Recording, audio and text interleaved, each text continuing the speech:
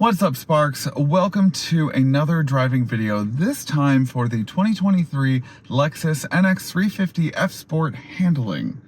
Grab your sparkling waters, not sponsored, sit back, relax, and let's get to driving.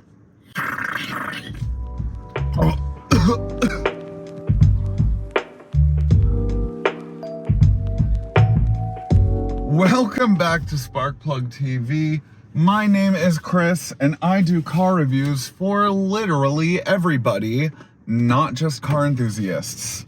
Please don't forget to like this video, comment something down below, subscribe to the channel, hit that bell icon so that you get notified whenever I drop a new video, which is at least twice a week now. Especially because I am splitting these videos up from now on.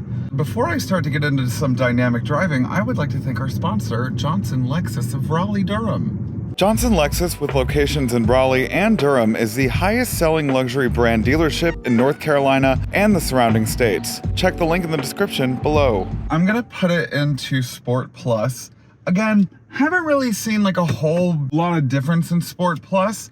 And Sport, you know, maybe there's something that I'm missing, maybe there's something that I didn't research, maybe I will look it up after the fact, which probably shouldn't be the case, but that's what's gonna happen probably.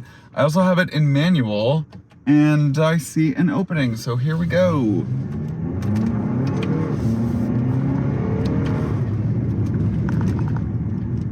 Okay, well, I don't know if you can see in the GoPro, but there are three giant moving trucks in the middle of this street. So a 0 to 60 in 6.6 seconds for a subcompact crossover SUV, it's not bad. I mean, I think that the 450 Plus hybrid is gonna be a little bit better. This is literally built off the same platform as the RAV4, and the RAV4 is pretty zippy.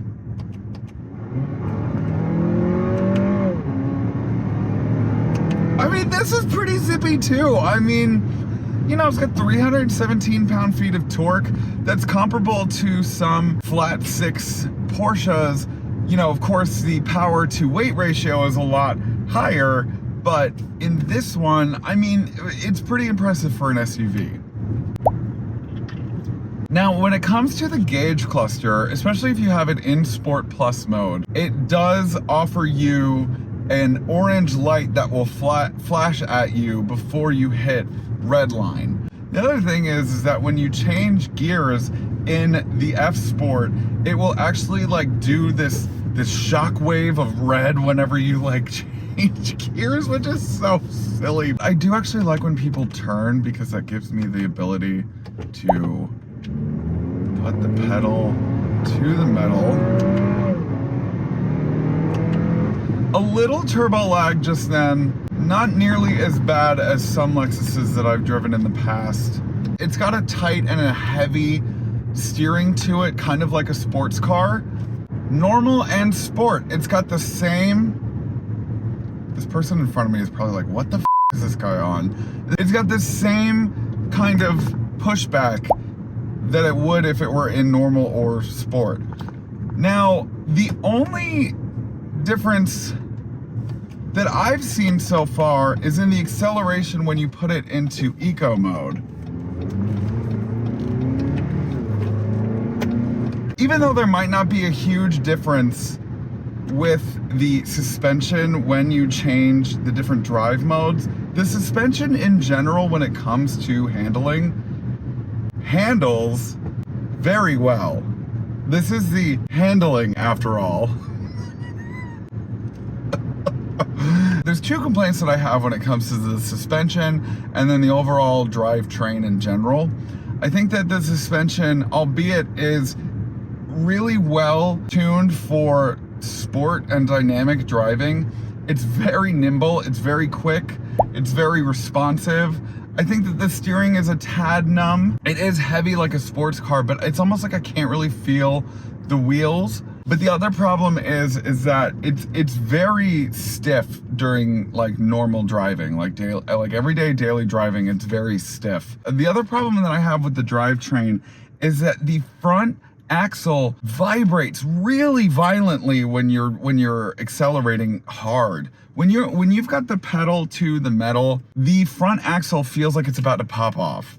And like not in like a sassy kind of pop off, like I'm going to the Lexus dealer to get this thing taking a look at kind of pop off. Speaking of sound, I think the engine sound at first, I didn't like the way that it sounded, but the more I've been driving it, the more I actually have come to appreciate the way that it sounds. I think Lexus and Toyota in general have always made a really great 4-cylinder, and I think that that's represented in this turbo.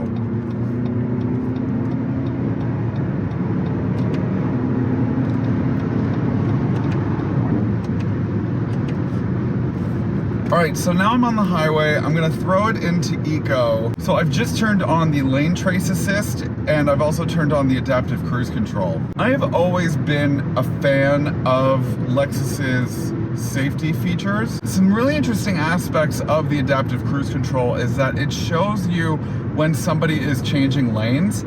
It also shows you, say you're using cruise control in like a more not so highway environment. If you're going around a bend, it will actually recognize that you're going around a bend and will show you on the heads-up display that you're going around a bend and will actually slow your speed because you're going around a bend.